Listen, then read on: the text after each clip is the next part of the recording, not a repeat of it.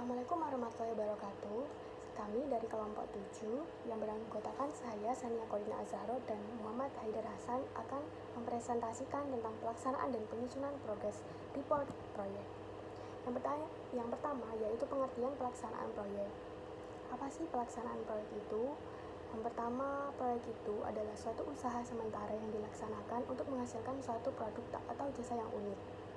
Hirschman pada tahun 1961 dalam Rondinelli 1996 menyebutkan bahwa proyek adalah sejenis investasi khusus yang mengacu pada kegunaan, ukuran yang pas, lokasi yang jelas, memperkenalkan sesuatu yang bersifat baru, dan adanya harapan bahwa rangkaian pembangunan lebih lanjut dapat dilakukan secara lebih canggih. Proyek memiliki masa kadaluarsa. Contoh pelaksanaan proyek diantara lain yaitu pembangunan pabrik, konstruksi gedung bertingkat, tempat belanja pasar modern, fasilitas transportasi massal, infrastruktur jalan, dan lain sebagainya. Proyek selesai ditentukan dengan kejelasan titik awal dan akhir, dikarenakan proyek bersifat non-rutin. Yang kemudian yaitu klasifikasi kebutuhan pelaksanaan proyek. Oleh karena keterbatasan dalam pelaksanaan suatu proyek, sangat dibutuhkan sebuah organisasi untuk mengatur sumber daya yang berisi peralatan, anggaran, waktu, dan tenaga kerja secara sinkron agar tujuan bisa tercapai. Pelaksanaan suatu proyek didasarkan oleh rencana pemerintah, permintaan pasar, dari dalam perusahaan yang bersangkutan, dan dari kegiatan penelitian dan pengembangan. Rencana pemerintah misalnya tuntutan pengembangan dan tingkat pertumbuhan sosial atau ekonomi dari suatu lokasi atau daerah tertentu. Yang kedua, permintaan pasar, misalnya smartphone, pembangunan jembatan layang, dan yang ketiga dari dalam perusahaan yang bersangkutan. Misalnya dibutuhkan pencatatan kurir dengan cepat dalam suatu ekspedisi, membutuhkan sistem keuangan, dan yang keempat dari kegiatan penelitian dan pengembangan. Faktor keberhasilan proyek ada 4, yaitu yang pertama, pengelolaan proyek melalui suatu mekanisme life cycle proyek. Yang kedua, melakukan monitoring dan pengontrolan terhadap jadwal proyek, anggaran proyek, kualitas proyek, dan risiko di dalam suatu proyek. Yang ketiga, mengintegrasikan atau memadukan perangkat tools dan metode manajemen proyek untuk tujuan peningkatan produktivitas, kinerja tim, dan komunikasi. Yang keempat, tidak kalah pentingnya adalah komitmen manajemen. Hal ini sangat memegang peranan penting keberhasilan suatu proyek. Laporan kemajuan proyek adalah dokumen yang penting dalam manajemen proyek karena memberikan gambaran tentang bagaimana proyek sedang berjalan. Baik, saya akan melanjutkan, yakni laporan kemajuan progress report proyek. Laporan kemajuan proyek adalah dokumentasi resmi yang mencerminkan status dan kemajuan proyek dalam hal waktu, biaya, dan sumber daya alam. Berikut ini adalah beberapa elemen yang biasanya ada dalam laporan kemajuan proyek.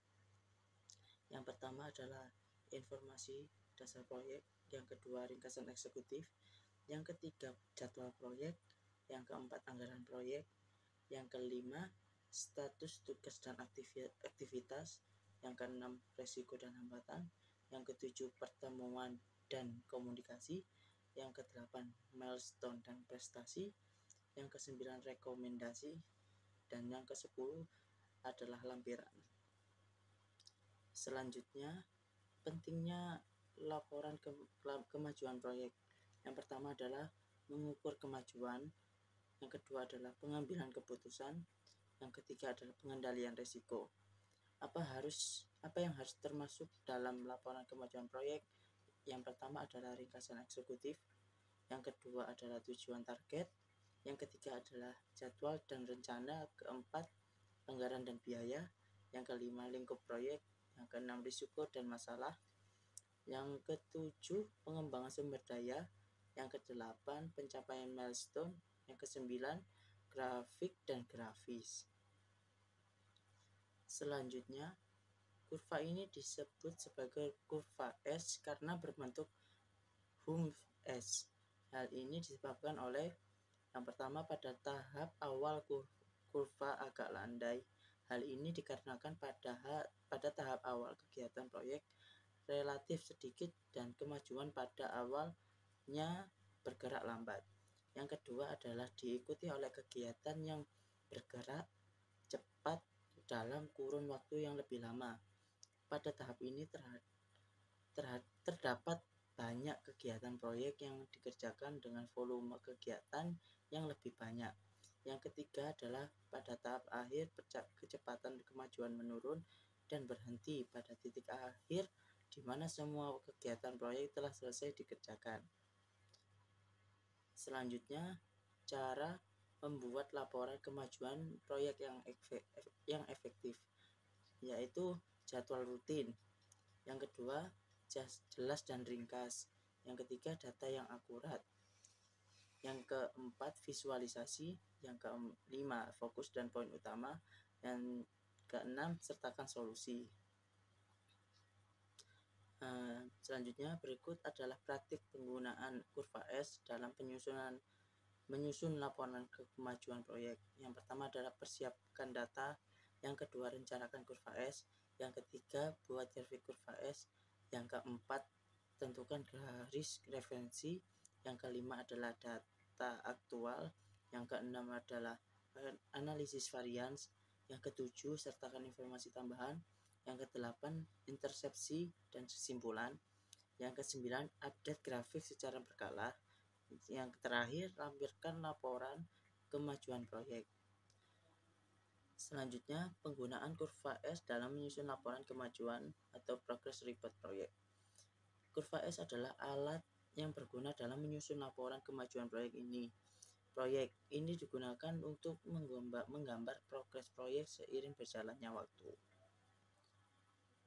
Dan selanjutnya, penggunaan kurva S dapat digunakan dalam hal yang pertama adalah analisis kemajuan proyek secara keseluruhan.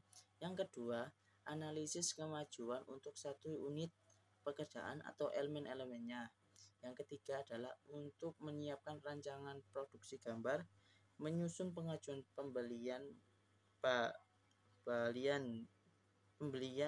material. Yang keempat adalah analisis dana proyek. Baik, terima kasih atas perhatiannya. Saya perwakilan dari kelompok 7 mengucapkan terima kasih. Wassalamualaikum warahmatullahi wabarakatuh.